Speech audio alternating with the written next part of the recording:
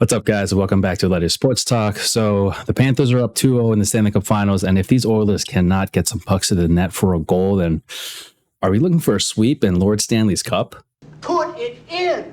So the Panthers really took control in Game 2, securing a 4-1 victory over the Oilers thanks to Evan Rodrigues, who netted 2 goals. Bobrovsky was an absolute wall in net there, looking like fucking Marty or Patrick Waugh back there.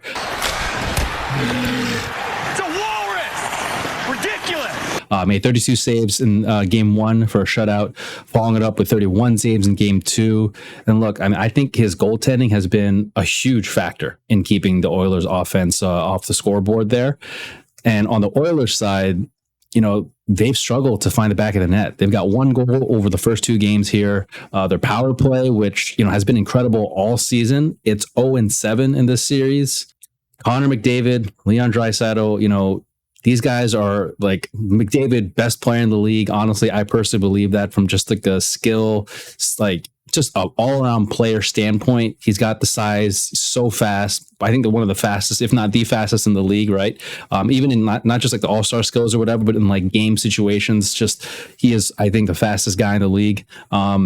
Great shot, great, insane hands, but like, he's just been held. Him and Draisaitl have been held to just 1 assist each so far. So that you got to give credit to the Panthers there. Give credit to the coaching staff, to Paul Maurice, the rest of everyone there, just because, and also on the players to execute there, because they're stopping legitimately the best player in the league right now. And we also got to talk on the Oilers side on Evan Bouchard. He's had a rough game 2, right? He's got to definitely turn it around for them. Made some turnovers and errors that definitely led to some scoring opportunities, and I think a goal for the Panthers essentially. I think on that second goal it was maybe, but he contributes offensively, but like, these defensive errors, these things in their own zone, their D zone, they just can't let that happen. This has to be, everyone in the Oilers has to kind of step up and really, they're in a fight for their lives now, right? They're down 0-2. If they don't get this one, chances are really, really slim that they're going to come back.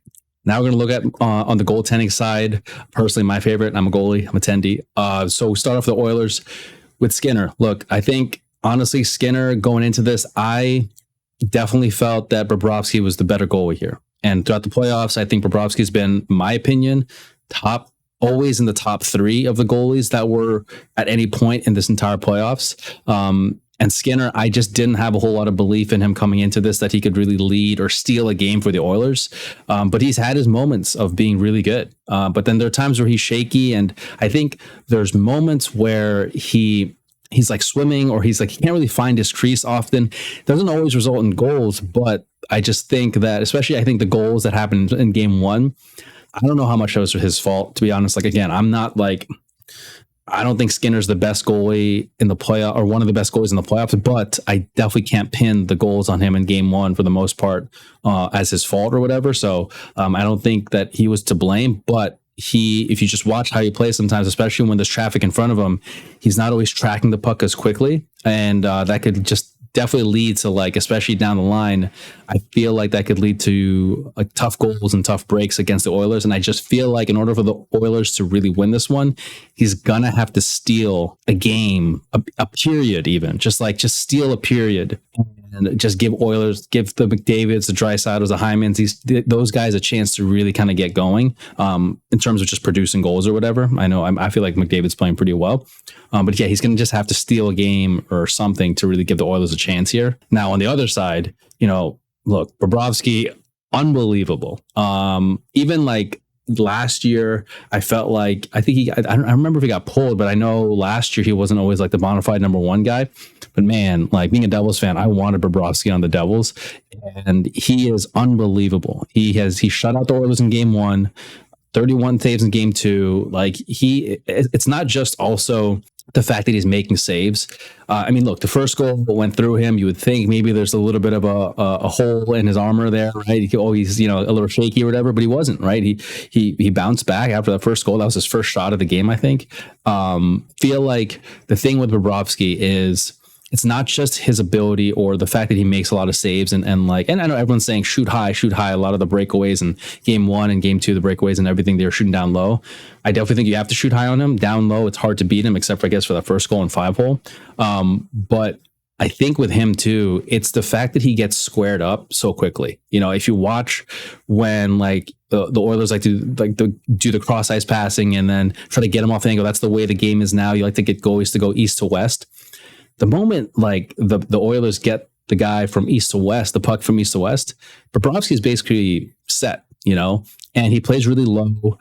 He's aggressive and he's athletic. He doesn't always have to just go butterfly. So that's what makes it hard, I think, for the Oilers to get a read on him, because he is very athletic. He's experienced. He's quick. He's fast east to west. And it's crazy. He's not even a young dude. He's like, 35 maybe? I can't remember, but he's not a young guy, and he's playing really, really well. So honestly, my opinion, if Panthers win this one, he could definitely be Conn Smythe material, in my opinion. I just think he has been that important to the Panthers' success here, but definitely not to take away from other guys on the team. But I think Bobrovsky could be up for that Conn Smythe for sure. So heading into game 3 for each team, I think the best way for the Oilers to bounce back here is, look, they got to score. It's at bottom line, right? McDavid, Draisaitl, they need to get goals. They need to get Hyman, Nugent Hopkins, Bouchard. These guys need to step up. A lot of these guys, that's the tough part with the Oilers is like, I think McDavid can take the team and kind of drag them across the finish line a little bit, but it's just not every game. And it's not realistic to expect that from anybody. Not from a Crosby, not from an Ovechkin, not from anybody, and not from McDavid. Like it's hard to expect any one guy on a team in today's NHL to give you sustained success, especially in the playoffs, I feel like, and people are banged up. McDavid, I'm sure, is banged up, so I just think that the support guys on the Oilers are definitely going to have to step up and do better. But also, knowing McDavid, or just, I'm sure McDavid and Draisaitl, they're probably putting it on themselves too, that they got to produce more, right? The second thing, in my opinion, is that they got to improve their power play. Look, they've got all the firepower they need. They were on a tear, I think, in the season or whatever.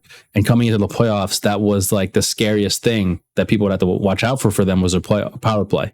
And they're I think it was 0-7, I said a while ago. Like they are not converting on the power play, and they have to, right? This is like a big part of what can get you success. If your goaltending is not exactly like the best, or if your defense is not the best, like when you get these opportunities and you're, you have the power play chances, or even on like 4-on-4 chances when there's more open ice, these odd man chances, whatever, you have to be able to capitalize. And that's something that they have to improve on in game 3 for sure. And lastly, I think tightening up defensive play is huge, right? Like avoid turnovers, give Skinner a chance to make the saves, right? Like game 1, when there was just a giveaway or a pass right in the slot area, hard to pin it on Skinner, right? I think game 2, when it was Bouchard who gave that puck away, like right back to the point, Skinner, I don't think he can even see that. I couldn't get a read on it. So I think you already know that, Skinner's just, unfortunately, I'm not trying to, dog him or whatever, but he's not the better goalie out of the two here in terms of him and Bobrovsky. Like, give him as much support as you can, right? So, have him make the easy saves, and if those go in, that's on him. But I feel like the Oilers have to defensively have to really tighten up a little bit and just like avoid having him swim in a crease a little bit, because he has a tendency to kind of do that when things kind of get traffic in front and collapse. Everyone kind of collapses in the middle, and he kind of loses sight of the puck, or doesn't track it as quickly. And actually, one more, I think, for the Oilers to succeed here, I think that, and I touched on a while ago, but the support players for the Oilers have to step up too, because it can't just be, and I'm talking also not just offensively, but like support all around.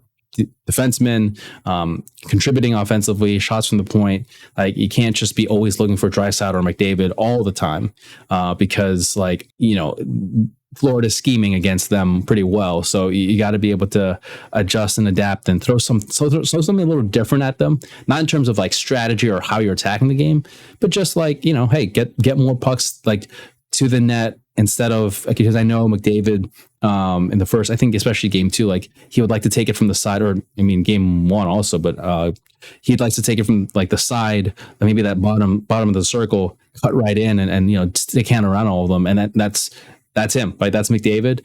But if you're the other guys on the team, give present yourself as an option, maybe to kind of when people are drawn to McDavid and they're trying to, double team him, triple team, whatever, the defense has to get a little more open to present themselves as another option and force Bobrovsky to really move and not be able to track the puck as quickly because he's fast. So I think things like that would help in the Oilers being able to just generate something, right? Just, because they haven't been getting anything lately, right? So that's what I think, in my opinion, they could try to do to get some success here.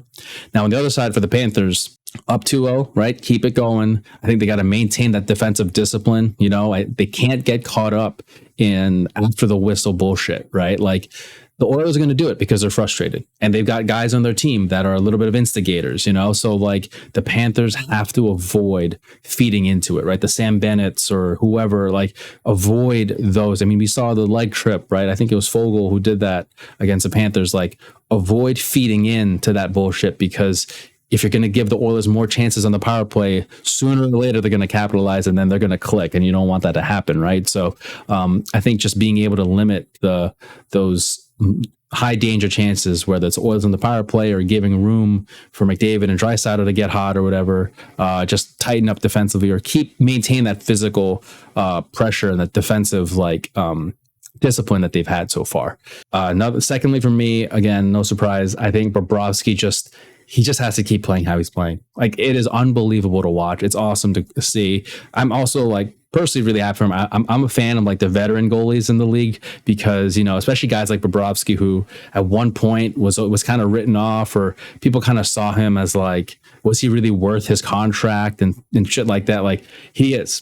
I mean, clearly he is. And I think in these moments, being a veteran who has the experience, who has the calm about him that he does, and who has a sense of just awareness and groundedness about they're up 2-0 or they made it to the Cup Finals, but it's not over until you actually win, and you don't get kind of lost in the sauce and you don't get in your head a little bit of just what's going on. And especially if you're a younger goalie, you might get a little bit nervous because of the pressure or whatever, but it just seems like for him, it's just another game. So that's something that's really, really cool to watch, to see from him, but he's got to keep it up, and I feel like sometimes, unfortunately, in the playoffs, you're just one or two goals away from getting into this little bit of a slump of whoa, now they got 2 quick goals on him, maybe 2 bad goals on him, maybe he's second guessing him. So it's just those little things happen in the playoffs, and momentum is a real thing, right? So, he has to just maintain that composure and just kind of keep going through what he's doing, and it's working beautifully for them for sure.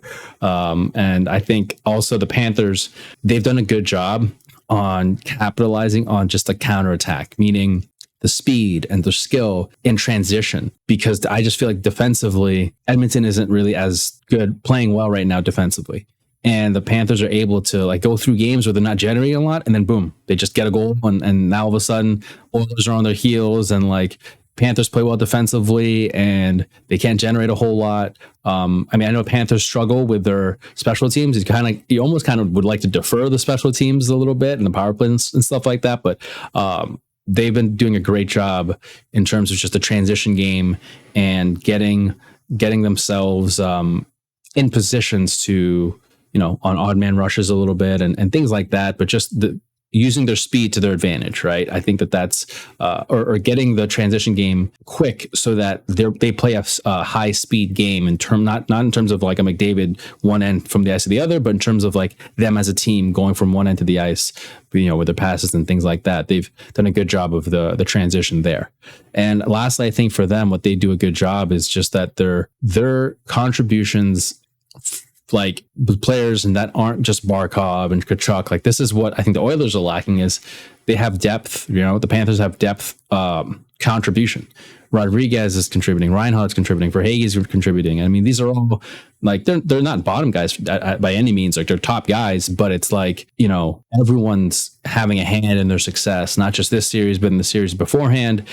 So I think that's what really helps them achieve this level of success and why they're up 2-0, right? I mean, Evan Rodrigues getting 2 goals in the last game. It's they are just getting contribution from their depth, from the lineup, from everybody. They're, everyone's kind of helping out with these wins and everything. So, that's for them. I just think that they got to keep just staying, playing their game. It sounds like the most cliche hockey bullshit, but it is true for them, right? Just play their game. They know what to do. They were here last year.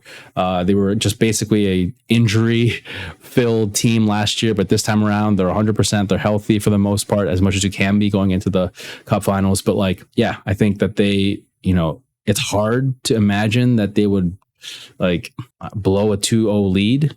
Maybe they'll give up one game, but just with the way they're playing, I feel like I need to see the Oilers really play a good game and just basically shut them down before I can think that the Oilers have a chance to come back, because I just haven't seen the Oilers play. They played a good game, especially game one. They played great. I think it was game one, right? Or game two, which I'm kind of confusing either one, but like they have played great, I think it was game one. They played great, but like, again, Bobrovsky's been playing really well, but they just have to capitalize on it, It's just Panthers are playing really well. And I I'll go back and just say this. I maybe retract a little bit what I just said. I think the Panthers are playing so well that the Oilers, like their best right now, they have to find another level higher than that, because the Panthers are just like, they're just right now a better team, in my opinion. I think they're just a better team, a deeper team, and also an experienced team in this situation. So we'll see what happens, but that's why you play it, right? It should be fun either way. Personally, I'm happy with either team if they win. I think there's people on both teams that deserve it. And so, should be a fun night. Should be a fun game 3. And let me know what you think. And, who do you have winning the cup? And, what do you think the Oilers have to do to get back in it, and what the Panthers have to do to close it out in maybe 4 games? We'll see. Thanks so much for watching this. I'm Enrique Aledius. Thanks for watching this. This has been Aledius Sports Talk. I will catch you guys later.